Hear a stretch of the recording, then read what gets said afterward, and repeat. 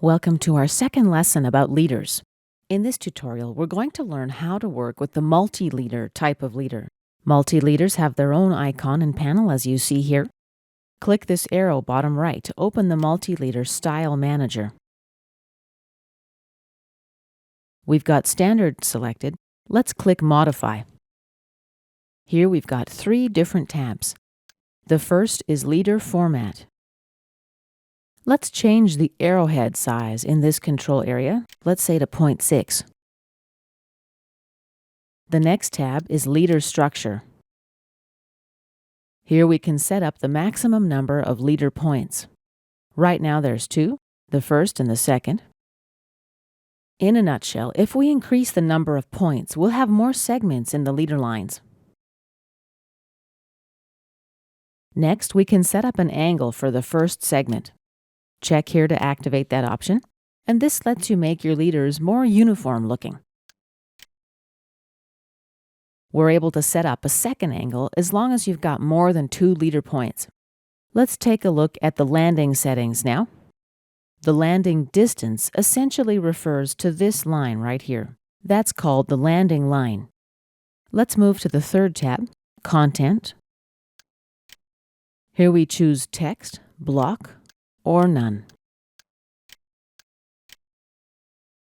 If we select Block, we can specify different block types. For my example, I'm going to select Text. Let's make the height 0.9. Here we can specify the vertical or horizontal attachment. As you see, the preview changes. And we can specify the left attachment as well as the right attachment. See the update in the preview window here? It's probably a good idea to keep the left and right attachments the same. Let's click OK and close. Now let's click on Multi-Leader. Specify the arrowhead point with the first click. Now second point. Here we can type our text. We're basically in the multi-line text editor now. We can specify the size of the column.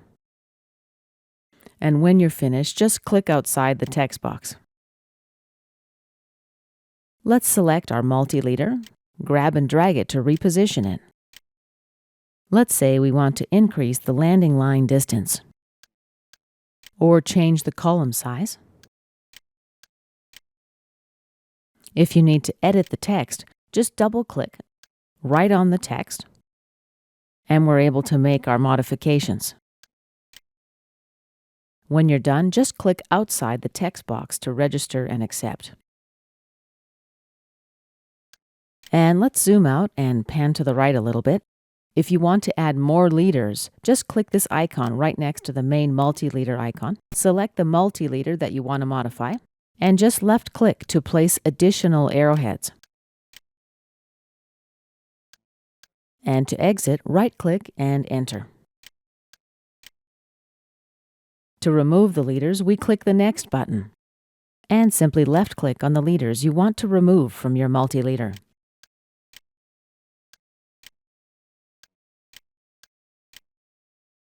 Press Enter to conclude the delete operation.